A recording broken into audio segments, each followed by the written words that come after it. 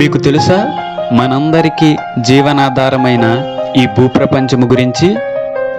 ప్రస్తుతం ఈ భూమి మీద 7 ఖండాలు, 195 దేశాలు, మాట్లాడగలిగే 7,000 భాషలు, మాట్లాడి రాయగలిగే 3,000 భాషలు, 7,900 కోట్లకు పైగా జనాభా ఉన్నారని మీకు తెలుసా?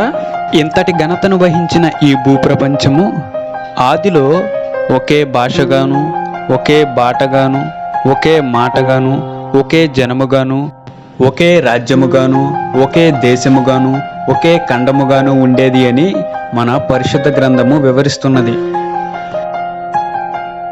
ఇలా ఒకటిగా ఉన్న ఈ భూమి నోవాహు 3 కుమారుల ద్వారా 3 ఖండాలుగా విభజింపబడటం జరిగింది.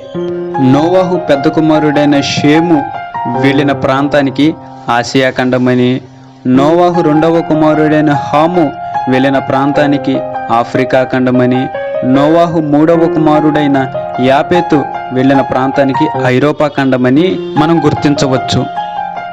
ఇలా 3 ఖండాలుగా ఉన్న ఈ భూమిని షేము వంశములో నుండి వచ్చిన పెలేగు దినములలో దేశాలుగా విభజించటం జరిగింది.